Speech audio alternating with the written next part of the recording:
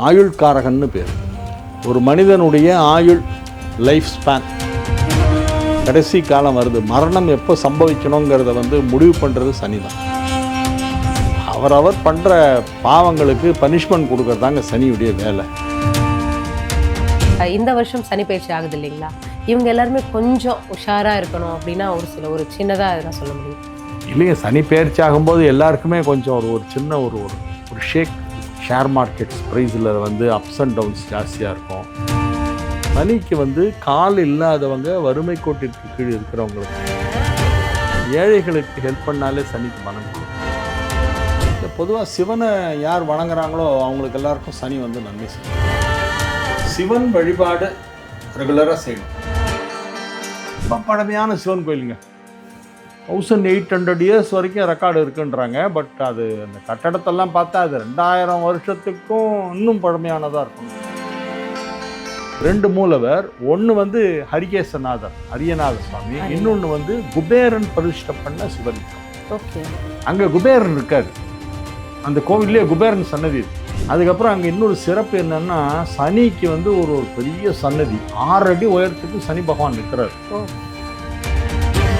சனிப்பெயர்ச்சி அன்னைக்கு ஹரிகேசநல்லூர் கோவிலில் காலையில் ஆரம்பித்து சீக்கிரமாக 6-6:30 ஆரம்பித்து 10-10:30 மணி வரைக்கும் நாங்கள் சிறப்பு வழிபாடு பண்ணுறோம். இந்த பழமையான கோவில்களுக்கெல்லாம் போய் அங்கே இருக்கிற சிவனை வேண்டிட்டு, அங்கே இருக்கிற சனியை வேண்டிட்டு வந்தாலே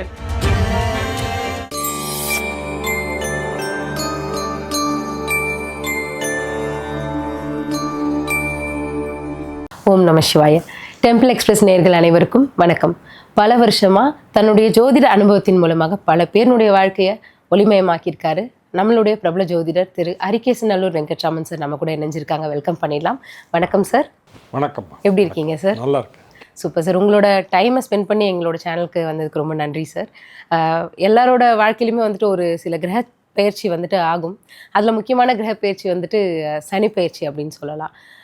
பல மாற்றங்களை ஒரு நபருக்கும் தனித்தனியாக கர்மகாரகனாக அவர் கொடுப்பாரு. இன்றைக்கி சனி பகவான் பற்றின ரகசியங்களை உங்ககிட்ட கேட்டு தெரிஞ்சுக்கலாம் அப்படின்ட்டு சார்.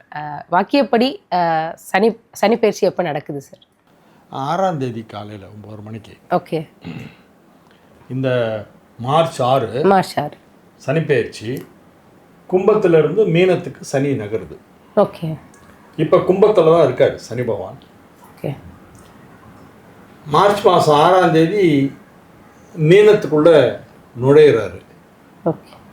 அதுதான் சனிப்பெயர்ச்சி. சனிப்பெயர்ச்சின்னா 2.5 வருஷத்துக்கு ஒரு தரம் ஒரு வீட்டில் இன்னொரு வீட்டுக்கு சனி மூவ் ஆகிறது. அதுதான் சனிப்பெயர்ச்சி. Okay sir. இப்போ எல்லார் மனசுலையுமே ஓடும் நிறைய கேள்விகள். இந்த யூடியூப் திறந்தாலே யாருக்கு சாதகம், இந்த மாதிரி யாருக்கு பாதகம் அப்படின்னு நிறைய கேள்விகள் இருக்குது. ஆனால் சனி பகவானுக்கு நம்ம எப்படி இருந்தால் நம்ம அவர்கிட்ட இருந்து அதிக பலன்களை பெறலாம் அப்படிங்கிற ஒரு சந்தேகம் இருக்கும். அதுக்கு நீங்கள் என்ன சார் விளக்கம் தரீங்க? இல்லை, பொதுவாக சிவனை யார் வணங்குறாங்களோ அவங்களுக்கு எல்லாருக்கும் சனி நன்மை செய்யும். ஓகே. சிவன் வழிபாடு ரெகுலராக செய்யணும். சிவனை வணங்க சனி நமக்கு அதிகமாக நல்லது பண்ண ஆரம்பிச்சிடுவார். ஓகே. எந்த சனி, இது எந்த தசை இருந்தாலுமே, எந்த தசை இருந்தாலும் சிவனை கும்பிடணும். எல்லாருக்கும் கும்பிடலாம் சிவனை. அதுக்கு 365 நாளுமே சிவனை கும்பிடலாம். ஓகே. திங்கக்கிழமை சனிக்கிழமை ரொம்ப விசேஷம் சிவன் கோயிலுக்கு போகிறது. தவிர பிரதோஷம் மாலை நேரத்தில் பூஜை அதிலெல்லாம் கலந்துக்கலாம். அதே மாதிரி சிவனை கும்பிடும்போது என்ன ஆகுதுன்னா, சனியுடைய அருள் நமக்கு அதிகமாக கிடைக்குது. ஓகே. சனியுடைய அருளை நம்ம பெறணும். சனி நமக்கு எதுவும் தீமை செய்யாமல் இருக்கணும், நம்ம நல்லது பண்ணோம் அப்படின்னு நினச்சா அதுக்கு வேறு நீங்கள் சனியை போய் கும்பிட கூட வேண்டாம், சிவனை கும்பிட்டாலே இவர் வந்துடுவார். ஓ, நம்ம அவரை பார்க்கணுன்னு அவசியம் இல்லை. சனிக்கு சிவன் தான் மெயின். சிவனை யார் வணங்கினாலும் அவங்களுக்கு நல்லது பண்ணுறது அவருடைய வழக்கம். இதுதான் சனியுடைய குணம். ஓகே. அவருடைய கேரக்டரிஸ்டிக்ஸ்னு சொல்லலாம். அவருக்கு ஆயுள்காரகன்னு பேர். ஒரு மனிதனுடைய ஆயுள் லைஃப் ஸ்பேன் எப்படி நிறைய இருக்கணும் அப்படின்னா, சனியை நிறைய கும்பிட்டாக்க நிறைய வயசு இருப்பாங்க. ஓஹோ. ஓகே. சனி தான் ஒரு மனிதனுடைய வாழ்க்கையை தீர்மானிக்கிறார். எப்போ அவனுக்கு கடைசி காலம் வருது, மரணம் எப்போ சம்பவிக்கணுங்கிறத முடிவு பண்ணுறது சனி தான். அதனால தான் சனி வழிபாடு, சனினாலே எல்லாரும் பயப்படுறதுக்கு காரணம் அதுதான். ஓகே, முக்கிய காரணம் அதுதான். முக்கிய காரணம் அதுதான். ஏன்னா அவர் தான் நம்மளுடைய லைஃப் எண்டு என்னங்கிறத வந்து நமக்கு தீர்மானம் பண்ணுறவர். நல்லா இருக்கணுமேன்னு தான். ஓகே. பட் பொதுவாக யாருக்கும் வந்து தேவையில்லாமல் இடைஞ்சல் பண்ண மாட்டார். அவரவர் பண்ணுற பாவங்களுக்கு பனிஷ்மெண்ட் கொடுக்கறதாங்க சனியுடைய வேலை, வேறு ஒன்றுமே கிடையாது. ஓகே, இது சிம்பிளான தியரி. எல்லாரும் ஏதாவது தப்பு பண்ணுவாங்க, லைஃப்பில் எவ்வளோ மிஸ்டேக்ஸ் பண்ணியிருக்கலாம். சின்ன வயசுலேருந்து நம்ம என்னென்ன தவறு பண்ணோம் அப்படிங்கிறத நமக்கு யோசித்து பார்த்தா கூட சொல்லலாம் ஞாபகம் வரும், சில ஞாபகத்துக்கு வராது. அந்த தவறுகளுக்கெல்லாம் ஒரு பனிஷ்மெண்ட்டு யாராவது ஒருத்தர் கொடுக்கணும். அந்த பனிஷ்மெண்ட் கொடுக்குற ஜட்ஜு யாருன்னா சனி பகவான். இப்போ கர்மகாரகன் அப்படின்னு சொல்கிறாங்களே சார், அதுதான் கர்மா. கர்மான்னா செய்வினைகள். செய்கின்ற செயல்கள், அது கர்மான்னு சொல்கிறோம். அதனால் அவர் வந்து நாம் செய்யும் பாவங்களுக்கு புண்ணியங்களுக்கும் கூட கொடுக்க வேண்டிய பலன்களை வழங்குபவர். அவர் வந்து ஒரு நீதிபதி. இப்போ நீங்கள் பார்த்தீங்கன்னா அந்த நீதி தேவன் சொல்லி ஒரு படம் வச்சுருப்பாங்க. தராசை வச்சுட்டு கருப்பு உடவை போட்டுக்கிட்டு இருக்க மாதிரி, கையில் ஒரு கத்தி வச்சுட்டு இருக்க மாதிரி ஒரு படம் இருக்கும். ஒரு சிம்பிள் ஆஃப் ஜஸ்டிஸ் அப்படின்னு சொல்லுவாங்க. ஓகே, அதே மாதிரி தான் சனியுடைய உருவமும். ஓகே. ஸோ ஹிந்து மித்தாலஜியை பொறுத்த வரைக்கும் சனி பகவான்கிறவர் வந்து காட் ஆஃப் ஜஸ்டிஸ், நீதி தேவன், நீதி வழங்குபவர். அவர் வந்து கண்களை கருப்பு துணியால் கட்டியிருக்காரு. ஏன்னா முகதாட்சிணியம் வந்துடக்கூடாது. ஓகே, பாரபட்சமே இல்லாமல் 100% தயவு தாட்சிணியம் இல்லாமல், பாரபட்சம் இல்லாமல் அவரவர் செய்த பாவத்திற்கு பலன் கொடுத்து அதுக்கான தண்டனையை கொடுப்பவர் சனி பகவான். இப்போ நம்ம பாவமே பண்ணலன்னா சனி நமக்கு வந்து நல்லது தான் பண்ணும். இதுதான் சிம்பிள் தியரி இது. ஓகே சார், இப்போது ப்ரெடிக்ஷன் அப்படின்லாம் இல்லாமல் அதெல்லாம் தள்ளி வச்சுட்டு ஒரே ஒரு கேள்வி. இந்த வருஷம் சனி பயிற்சி ஆகுது இல்லைங்களா, இவங்க எல்லாருமே கொஞ்சம் உஷாராக இருக்கணும் அப்படின்னா ஒரு சின்னதாக எதனா சொல்ல முடியும்? இல்லைங்க, சனி பயிற்சி ஆகும்போது எல்லாருக்குமே கொஞ்சம் ஒரு சின்ன ஒரு ஷேக் இருக்கும். ஓ, 12 ராசி எல்லாருக்குமே லேசாக இருக்கும். ஓகே. சில நேரங்களில் இயற்கை சீற்றம் வரும். அந்த டைமில் சில நேரங்களில் தனிநபர் வாழ்க்கையில் அவங்களுக்கு ஏதாவது ஒரு ஆட்டங்கன்ற மாதிரி ஏதாவது ஒரு ஒன்று விஷயம் நடக்கும். ஆரோக்கிய விஷயத்தில் சில பேருக்கு வந்து அஃபெக்ட் பண்ணும், அப்படி இருக்கலாம். அது ரொம்ப மைல்டாக தான் இருக்கும். ஏன்னா அது ஹோல் வேர்ல்டுக்கு வந்து இந்த இம்பேக்ட் இருக்க தான் செய்யும் ஃபுல்லாகவே. ஆமாம், இதோட இம்பேக்ட் வந்து பார்த்திங்கன்னா மார்க்கெட் ட்ரெண்டெல்லாம் எக்கச்சக்கமாக மாறும். ஷேர் மார்க்கெட்ஸ் ப்ரைஸில் வந்து அப்ஸ் அண்ட் டவுன்ஸ் ஜாஸ்தியாக இருக்கும். இப்போ நம்ம சாஃப்ட்வேரு சமீப காலத்தில் கோல்டு ப்ரைஸ் எக்கச்சக்கமாக ஏறுது, சில்வர் இன்னும் ஏறிக்கிட்டே இருக்குது. தங்கம் வெள்ளிலாம் வந்து பேர் தான் வைக்கணும். இனிமேல் குழந்தை பிறந்தா தங்கம்மான்னு பேர் வைக்கலாம். தங்கம்லாம் வாங்க முடியுமான்னு தெரியல. அந்த மாதிரி வந்து விலைவாசியெல்லாம் ரொம்ப ஏற்றத்தாழ்வோடு இருக்குது. இதெல்லாம் வந்து அந்த சனி கும்பத்துலேருந்து மீனத்துக்கு போகும்போது அதோடைய தாக்கம் இந்த பங்குச்சந்தையில் அதிகமாக இருக்கும். அப்போ இன்னும் ஏறும்னு சொல்கிறீங்க? ஏறும். ஓகே, ஏறும். ஒரு சில இரும்பு சம்பந்தமான பொருட்கள்லாம் விலை குறையும். இரும்பில் தயாரிக்கக்கூடிய பொருட்கள் விலை குறையும். வண்டி வாகனம், கார், பைக்கெல்லாம் விலை குறையும். இரும்பு வச்சு செய்யக்கூடிய மற்ற சாமான்கள்லாம் இருக்குது இல்லையா, அதோடைய ப்ரைஸஸ்லாம் பார்த்தீங்கன்னா ஓரளவு நல்ல டிராஸ்டிக்காகவே குறையிறதுக்கு வாய்ப்பு இருக்குது. மொத்தத்தில் வந்து இந்த ஷேர் மார்க்கெட்டு, வேர்ல்டு லெவலில் நடக்கிற இந்த பொருளாதார பரிவர்த்தனைகள், இந்த காமர்ஸு, ஃபினான்ஸு, இதிலெல்லாம் வந்து மாற்றங்களை வந்து அது ஏற்படுத்தும். இந்த மாற்றங்கள் வந்து நல்ல மாற்றங்களாக இருக்கும். பெரிய தாக்கம் உண்டு, ஏற்படுத்தும். ஒரு ஷேக் இருக்கும், நீங்கள் இருக்கும். ஓகே சார், அடுத்ததாக வந்துட்டு இப்போது சனி பெயர்ச்சி வருது. இப்போது எல்லாருக்குமே ஒரு தசை இருக்கும், நிறைய நட்சத்திரங்கள் இருக்குது, நிறைய ராசிகள் இருக்குது. அதில் குறிப்பாக வந்துட்டு 7 சனி இருக்கும் சார். அதில் முதல் சுற்று, 2வது சுற்று, இந்த மாதிரி நிறைய இருக்குது. அவங்களுக்கு நீங்கள் என்ன சொல்ல வரீங்க சார்? என்ன பண்ணால் அவங்களுக்கு ஓரளவுக்கு, அதாவது ஏழை எளிய மக்களுக்கு உதவி பண்ணால் சனி வந்து கருணை காட்டுவார்னு ஒரு தத்துவம் உண்டு. ஓகே, சனியை மனசு குளிர வைக்கணும்னா என்ன பண்ணோம், ரொம்ப வறுமை கோட்டிற்கு கீழ் இருக்கிற ஏழைகளுக்கெல்லாம் வந்து உதவி பண்ணணும். அதிலும் கால் நடக்க முடியாதவங்க, கால் வந்து இந்த முட்டுக்கு கீழே காலே இல்லாதவங்களாம் இருக்காங்க இல்லையா, ஓகே, ஃபிசிக்கலி சேலஞ்ச், அந்த மாதிரி இருக்கிறவங்களுக்கு வந்து செயற்கை கால் வாங்கி கொடுத்தால் நல்லது. ஓகே, அதுக்கு ஏதாவது ஒரு ஆர்கனைசேஷன் வந்து அதை எடுத்து அதை ஒரு சர்வீஸாக பண்ணிகிட்ருக்காங்க அப்படின்னு தெரிஞ்சால் அந்த ஆர்கனைசேஷன் நம்ம கான்டாக்ட் பண்ணி அந்த கால் இல்லாதவங்களுக்கெல்லாம் ஆர்டிஃபிஷியல் லிம்ஸ் வைக்கிறதுன்னு சொல்லுவாங்க, செயற்கை கால் வைக்கிறதுக்கு பொருத்துறதுக்கான உதவிகளை நாம் செய்யலாம். செய்தால் அது வந்து சனிக்கு வந்து கால் இல்லாதவங்க, வறுமை கோட்டிற்கு கீழ் இருக்கிறவங்களுக்கெல்லாம் வந்து உதவி செய்யணும். உதவி செய்தால் அவருடைய மனம் குளிரும். ஓகே, இதுதான் அவரை மனம் குளிர வைக்கிறதுக்கு என்ன பண்ணுறது அப்படின்னா, ஏழைகளுக்கு ஹெல்ப் பண்ணாலே சனிக்கு மனம் குளிரும். அவர் வந்து அந்த கருணை உள்ளம் கொண்டவர். கருணைக்கு அதிபதியே சனி தான். சனியை எல்லாரும் ஏதோ ஒரு சினிமா வில்லன் மாதிரி அப்படிதான் சார் ஒரு சித்தரிக்கிறாங்க. அந்த மாதிரி டிபிக்ட் பண்ணுறது தப்பு. ஓகே, அவர் வில்லன் இல்லை, அவர் அளவுக்கு அதிகமான கருணை கொண்டவர். எல்லா உயிரினங்களிடத்திலையும் கருணை கொண்டவர். அவர் வந்து மரணக்காரகன்னு கூட சொல்லுவாங்க. மரணத்துக்கும் அதிபதி அவர் தான். அதனால் அவரை பார்த்தா பயப்படுறாங்க. உண்மையிலே ரொம்ப கருணையோடு இருக்கிறவங்க, ஏழை எளிய மக்களுக்கு உதவி பண்ணுறவங்க, அவங்களுக்கெல்லாம் சனி வந்து அது அவங்க ராசியை கிராஸ் பண்ணும்போது எந்த கெடுதலுமே செய்யறதில்லை.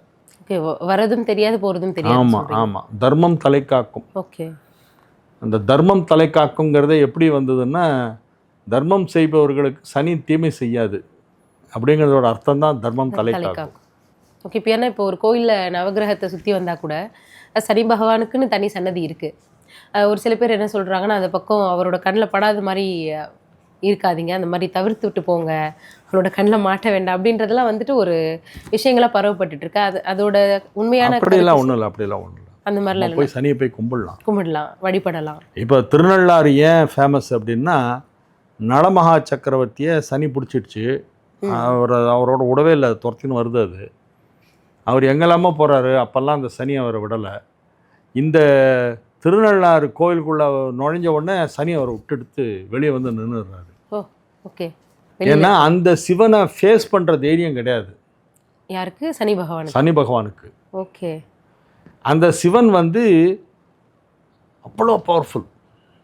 திருநள்ளாறில் இருக்கிற மூலவர். ஆனால் இப்போ திருநள்ளாறு வந்து அந்த மூலவரை பற்றி அதிகமாக பேசுறதை விட சனீஸ்வரன் பகவான் சனியை பற்றி தான் ஜாஸ்தி. சனி கோயிலுக்கு போகிறேன்னு சொல்கிறாங்க. சனி கோயிலே இல்லை, சிவன் கோயில் தான். சிவன் கோயில், தர்பாரண்யேஸ்வரர்னு பேர். அந்த ஈஸ்வரனுடைய திருநாமம் தர்பாரண்யேஸ்வரர். ஓகே, அந்த தர்பாரண்யேஸ்வரரை ஃபேஸ் பண்ணுறதுக்கு தைரியம் இல்லாமல் வெளியே நிற்கிறாராம் சனி பகவான். இவர் போகிறார், நலமகாராஜா போன உடனே சனி தன்னை விட்டுருத்துன்னு அப்போ தான் அவர் புரிஞ்சுக்கிறாரு. அப்போ சிவன் அசரீரி சொல்லி, உன்னை இனிமேல் சனி பிடிக்காது, நான் அவனை பார்த்துக்கிறேன், போயிட்டோன்னு சொல்லி ஆசீர்வாதம் பண்ணி அனுப்புகிறாரு. ஓகே, அதனால் நம்ம இப்போ கூட திருநள்ளாறு போனோம்னா உள்ளே போய் சிவனை தரிசனம் பண்ணிவிட்டு வந்து அம்பாளை பிராணநாயகியை தரிசனம் பண்ணிவிட்டு அதுக்கப்புறமா சனி பகவான்கிட்ட சொல்லிட்டு வரணும், ஐயா உங்கள் தலைவரை பார்த்துட்டேன், அவரை நான் கும்பிட்டுட்டேன், என்னை ஒன்றும் பண்ணாதீங்க அப்படின்னு சொல்லிட்டு வரணும். ஓகே, இதான் ப்ராசஸ் அந்த கோயிலோட வழிபடுதல் முறை. தலைவர் தான் சிவன். ஓகே, சிவன் தலைவர். இவர் வெறும் அசிஸ்டண்ட்டு தான். இவர் தலைவருக்கு நிறைய பேர் இருப்பாங்கல்ல, கண்டிப்பாக அசிஸ்டண்ட்டு, அதில் இவர் ஒன்று. ஓகே, தலைவரை வணங்கினா இவர் ஒன்றும் செய்ய மாட்டார். இப்போ நேராக போட்டு நம்ம சனி பகவானை பார்க்கறதுக்கு பதிலாக சில பேர் சனி பகவானை பார்த்துட்டு அப்படியே திரும்பிடுறாங்க. அவங்களுக்கு உள்ள மூலவர் இருக்கு, சிவன் இருக்காருன்றதே தெரியல. அதுதான் சார் கேட்டது. இப்போ நிறைய பேருக்கு அதோட அவேர்னஸ் தெரியல. அந்த சிவன் எவ்வளோ பவர்ஃபுல்ங்கிறது தெரியல, இது ஒரு சிவன் கோயிலுங்கிறது அவங்களுக்கு தெரியல. அவங்க என்ன பண்ணுறாங்க, அப்படியே நேராக வராங்க, சனி சன்னதிக்கு போகிறாங்க, கும்பிட்றாங்க, கும்பிட்டுட்டு அப்படியே திரும்பி போயிடுறாங்க. அது தப்பு. அது வந்து ஜனங்களுக்கு அந்த ஒரு அவேர்னஸ் நம்ம ஏற்படுத்தணும். இந்த தர்பாரண்யேஸ்வரர் தேவஸ்தானம் தான் அதுக்கு பேர். ஓகே, அதனால் அங்கே உள்ள சிவனை தரிசனம் பண்ணிவிட்டு போகமார்த்த பொன்முளையாள்னு அம்பாள் வந்து பிராணநாயகின்னு பேர். பிராணநாயகின்னு தரிசனம் பண்ணிட்டு அப்புறம் சனி பகவானை வேண்டிட்டு, சனி பகவான்கிறவர் வணங்கத்தக்க ஒரு தெய்வம் தான். பயப்படக்கூடிய பயந்து ஓட வேண்டிய அவசியம் இல்லை. சிவனடியார்களுக்கு கருணை காட்டுபவர். ஓகே, அதிக கருணை காட்டுபவர் சிவனடியார்களுக்கு. அதனால் அவரையும் கும்பிட்டுட்டு வரணும், அவ்வளோதான். Okay sir. இப்போ சனிப்பெயர்ச்சின்னும் போது இப்போ எல்லாருக்குமே அந்த நீங்கள் சொன்ன அந்த டேட்டில் குச்சனூரும் சரி திருநள்ளாரும் சரி 2 கோயில்களும் ரொம்ப கூட்டமாக இருக்கும்.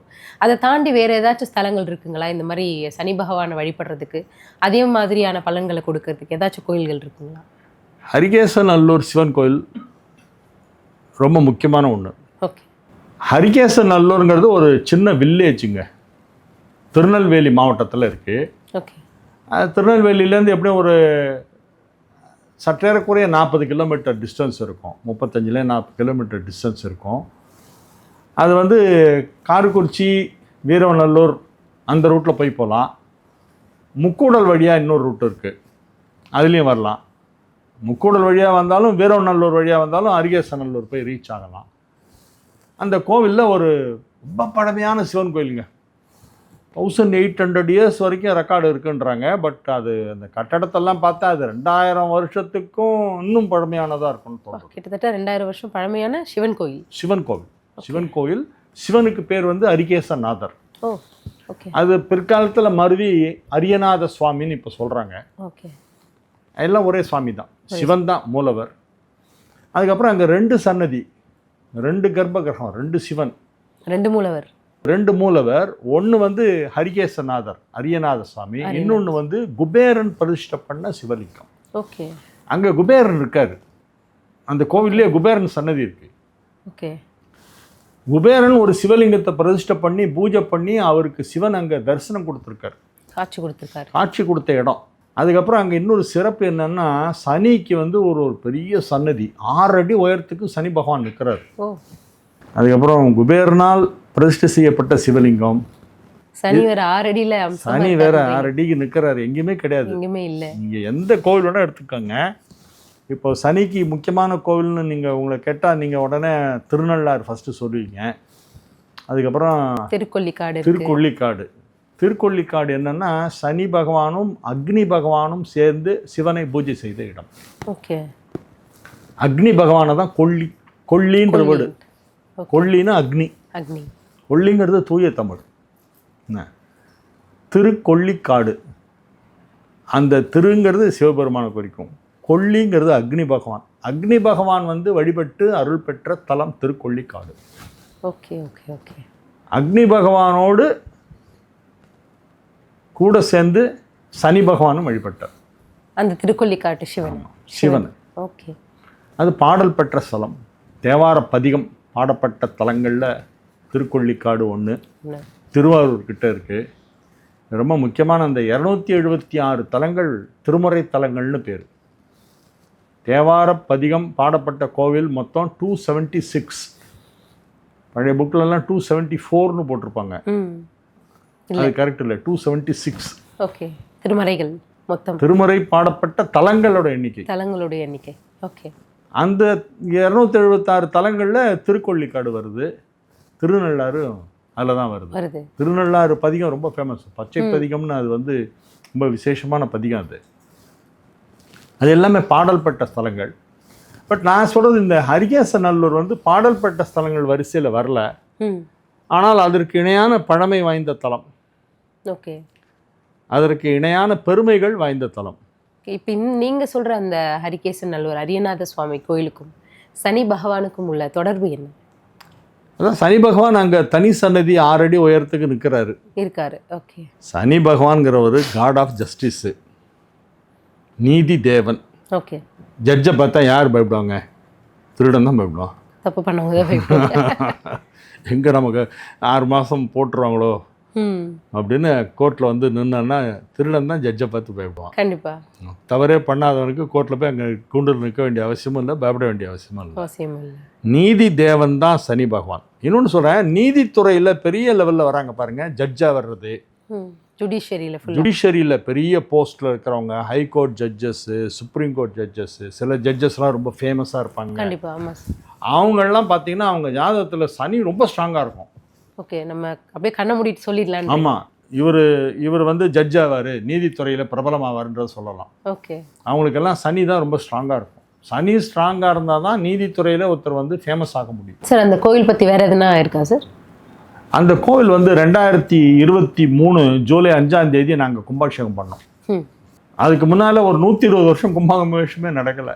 120 வருஷம். 120 வருஷமாக கும்பாபிஷேகம் நடைபெறாத ஒரு கோவில், எங்களுடைய நேட்டிவ் வில்லேஜில் இருக்கிற கோவில். ஓகே. அதை நானும் என்னுடைய சொந்தக்காரங்க ஃப்ரெண்ட்ஸு எல்லோரும் சேர்ந்து நாங்கள் ஒரு டீம் மாதிரி ஃபார்ம் பண்ணி அந்த கும்பாபிஷேகத்துக்காக நாங்கள் வந்து ஒரு 10 வருஷம் போராடி இருக்கோம். லிட்டரலாக போராட்டம். 120 வருஷம், இது 10 வருஷம். 120 வருஷம் கும்பாபிஷேகம் நடக்காமல் இருந்த கோயிலுக்கு கும்பாபிஷேகம் பண்ணுறதுக்கு 10 வருஷம் நாங்கள் போராட்டமும் நடத்தினோம். அதுக்கு பர்மிஷன் வாங்கி சாங்ஷன் வாங்கி அதை கொஞ்சம் கொஞ்சமாக ரிப்பேர் பண்ணி அந்த டேமேஜஸ்லாம் இருக்கும், அந்த பழமை மாறாமல் அதே நேரத்தில் டேமேஜஸ் எல்லாத்தையும் சரி பண்ணி எல்லாம் பண்ணுறதுக்கு வந்து எங்களுக்கு நிறைய வருடங்கள் ஆச்சு. கொஞ்சம் கொஞ்சமாக பண்ண முடிஞ்சு. ஏன்னா ஃபினான்ஷியல் கன்ஸ்ட்ரெயின்ட், பெரிய பட்ஜெட். அது ஓகே. சும்மா போன மாதிரி நினச்ச இடத்துல பண்ணிட முடியாது. For each and every thing we have to obtain permission from the government. Okay. அது அறநிலையத்துறை கண்ட்ரோலில் இருக்கிற கோவில். அப்படிங்களா? ஆமாம். ஓகே. அதனால் அவங்கள்ட்ட பர்மிஷன் வாங்கணும். இதெல்லாம் பண்ணி நாங்கள் வர்றதுக்கு 10 வருஷம் ஆயிடுத்து. ஃபைனலாக வந்து 5 ஜூலை 2023 பண்ணியாச்சு, பண்ணிட்டோம், கும்பாபிஷேகம் பண்ணிட்டோம். ஓகே. அந்த கும்பாபிஷேகத்துக்கு வந்து சீஃப் கெஸ்ட்டாக டாக்டர் தமிழிசை சவுந்தரராஜன் வந்தாங்க. அவங்க அப்போ வந்து கவர்னராக இருந்தாங்க 2 இடத்துல, புதுச்சேரியிலையும் லெஃப்டினன்ட் கவர்னர், தெலுங்கானாவில் கவர்னர். அவங்கள தான் சீஃப் கெஸ்ட்டாக கூப்பிட்டோம். ஏன்னா அவங்க திருநெல்வேலி ஜில்லா சேர்ந்தவங்க. அவங்க அப்பாலாம் திருநெல்வேலி, அம்மாலாம் திருநெல்வேலி. அதனால் அவங்களுக்கு அந்த பகுதியில் கொஞ்சம் நல்ல அவங்களுக்கு அது ஈடுபாடு. ரெண்டாவது கோவில்னாலே அவங்க வருவாங்க. அதனால் அவங்கள கூப்பிட்டோம். அவங்க வந்தாங்க. அவங்க வந்ததில் எங்களுக்கு நல்ல போலீஸ் பாதுகாப்போட நல்ல ப்ரோட்டோகால் படி நல்ல ப்ரோட்டோகால்லாம் இருந்தது. அதனால் நாங்கள் கும்பாபிஷேகத்தை கிராண்டாக பண்ணுறதுக்கு அது வசதியாக இருந்தது. இப்போ சனி பகவான் இந்த சனி பயிற்சிக்கு இந்த கோயிலுக்கு வரவங்களுக்கு பேசிக்காகவே எல்லாருக்கும் இப்போ சொல்யூஷன் வேணும் அப்படின்னு தான் வீடியோ பார்க்குற எல்லாருக்குமே வந்துட்டு மைண்டில் ஓடுற ஒரே கேள்வி, இந்த கோயிலுக்கு வரும்போது எங்களுக்கு என்ன பலன் கிடைக்கும் அப்படின்னு அவங்க நினைப்பாங்க இல்லையா? மக்கள் சார்பாக அந்த ஒரு கேள்விக்கு மட்டும் பதில். நியாயமான ஒரு ஆசை கூட. இன்றைக்கி எல்லாமே வந்து பக்தியில் 2 விதம் சொல்லுவாங்க. நிஷ்காமிய பக்தி, காமியார்த்த பக்தின்னு பேர். நிஷ்காமிய பக்தி அப்படின்னா எந்த எதிர்பார்ப்பும் இல்லாமல் கடவுளை வணங்குவது. கடவுளை கும்பிடணும், அதுக்காக போகிறோம், கும்பிட்டு வந்துடுறோம், அதுக்கு பேர் நிஷ்காமிய பக்தி. குறிப்பிட்ட ஒரு செயல் நடக்கணும் அப்படிங்கிறதுக்காக வேண்டிக்கிட்டு கோயிலுக்கு போகிறது இருக்குல்ல, அதுக்கு பேர் காமியார்த்த பக்தின்னு பேர். இன்றைக்கி அந்த நிஷ்காமிய பக்தியெல்லாம் ரொம்ப இல்லை. எல்லாருமே காமியார்த்தமாக தான் பக்தி செலுத்துகிறாங்க. ஏதேனும் ஒரு விருப்பத்தை முன்வைத்து அதற்காக பிரார்த்தனை செய்து கொண்டு அதற்காக கோவிலுக்கு போகுது அப்படிங்கிறது இன்றைக்கி இதுவாக இருக்குது. ரெண்டாவது சனிப்பயிற்சின்னு ஒன்று எல்லாருக்குமே ஒரு பயம் வரும். ஐயோ சனிப்பயிற்சியாமே நமக்கு என்ன பண்ணுமோ தெரியலேன்னு. யாரும் பயப்பட வேண்டாம். 12 ராசிகளுக்கும் சனி நன்மை தான் செய்யும் இந்த பெயர்ச்சியில். ஏன்னா குரு வீட்டுக்கு போகுது. ஓகே. குருவும் சனியும் சமம். Okay. They are neither enemies நார் ஃப்ரெண்ட்ஸ். ஓகே. அதனால் எந்த பயமும் இல்லை. அது வந்து சமகிரகங்கள், சமபலன் கொண்ட கிரகங்கள் குரு சனி. குருவோட வீட்டுக்குள்ளே தான் சனி போகுதுங்கிறதுனால யாருக்கும் ஒன்றும் கெடுதல் பண்ணாது. இது ஒரு காரணம். ரெண்டாவது, இந்த மாதிரி ஒரு முக்கியமான பெயர்ச்சி வரும்போது இந்த பழமையான கோயில்களுக்கெல்லாம் போய் அங்கே இருக்கிற சிவனை வேண்டிட்டு அங்கே இருக்கிற சனியை வேண்டிட்டு வந்தாலே நமக்கு அது நன்மை செய்யும். இப்போ இந்த மார்ச் 6 வரப்போகிற சனிப்பெயர்ச்சி அன்னைக்கு ஹரிகேசநல்லூர் கோவிலில் காலையில் ஆரம்பித்து சீக்கிரமாக 6-6:30 ஆரம்பித்து 10-10:30 மணி வரைக்கும் நாங்கள் வந்து சிறப்பு வழிபாடு பண்ணுறோம். சிறப்பு அபிஷேகம், அலங்காரம், ஆராதனை, ஹோமம், வேத பாராயணம், மந்திர ஜபங்கள், பரிகார ஹோமங்கள், இந்த மாதிரி நிறைய வச்சுருக்கோம். ஒரே நாள் எல்லாமே ஆமாம், எல்லாம் சேர்ந்து 5 hours ஆகும். ஓகே. அதுக்கு யார் வேணாலும் வரலாம், யார் வேணாலும் கலந்துக்கலாம், தரிசனம் பண்ணலாம். ஓகே. இறைவனுடைய அருளை அவன் எல்லாருக்கும் கொடுக்கறதுக்கு ரெடியாக இருக்கார். கடவுள் எல்லாருக்கும் அருள் பண்ணுவார். அவருக்கு வேண்டிய வேண்டாதவங்க கிடையாது. வாங்க கும்பிடுங்க, இறைவனுடைய அருளை வாங்கிக்கங்க, போங்க. நாங்கள் யார்ட்டையும் எதுவும் கேட்கல, காசு கேட்கல. ஓகே. அதனால் மார்ச் 6 ஹரிகேசநல்லூர் ஸ்ரீ அரியநாத சுவாமி என்று தற்போது அழைக்கப்படுகின்ற ஹரிகேசநாதர் அப்படிங்கிறது பழைய பேர். ஹரிகேசநல்லூர் வில்லேஜில் இருக்கிற அந்த சிவன் கோவிலில் சனிப்பெயர்ச்சி சிறப்பு வழிபாடு நடக்கிறது. அதற்கு எல்லாரும் பெருமளவில் வாங்க, கலந்துக்குங்க, தரிசனம் பண்ணுங்கள். நான் சொன்ன ரூட்டு ஞாபகம் வச்சுங்க. திருநெல்வேலியிலேன்னு வந்தால் ஒன்று வீரவநல்லூர் வழியாக வரணும், இல்லைன்னா முக்கூடல் வழியாக வரணும். 2 ரூட்டில் வந்தாலும் நடுவில் ஹரிகேசநல்லூர் வில்லேஜ் இருக்குது. அங்கே வந்து அந்த சாமி தரிசனம் பண்ணிட்டு போங்க. அந்த கோவிலில் அம்மன் வந்து பெரிய நாயகின்னு பேர், பிரகன்நாயகி. ஓ. பிரகன்நாயகி தனிக்கோவில் சன்னதி. அம்பாளுக்கு தனிக்கோவில் சன்னதி, ஈஸ்வரனுக்கு தனி கோவில். ஈஸ்வரனுக்கு தான் சொன்னேன் 2 மூலவர், ஒன்று அரிகேசநாதர், இன்னொன்று வந்து குபேரன் பிரதிஷ்டை பண்ண குபேர லிங்கம். குபேரனையும் தரிசனம் பண்ணிட்டு, சிவனை தரிசனம் பண்ணி, அம்பாளை தரிசனம் பண்ணிட்டு, குபேரனை தரிசனம் பண்ணி, ரேரான ஒரு முக்கியமான நாளில் நீங்கள் இந்த மாதிரி வந்து பண்ணுறது ரொம்ப ஒரு சிறப்பு. ஓகே. ஸோ இந்த மார்ச் 6ஆம் தேதி அப்போ எல்லாருமே வந்துட்டு அந்த கோயிலுக்கு வந்தால் சனி பகவானை வழிபடுறது எப்படி அப்படிங்கிற சொல்லிட்டு உங்களோட அந்த 5 மணி நேரம் அங்கே பூஜை இருக்குது அப்படின்னு சொல்கிறீங்க. எல்லாருமே வந்து கலந்துப்பாங்க அப்படின்னு. ரொம்ப நன்றி சார். ரொம்ப வணக்கம்மா. நன்றி.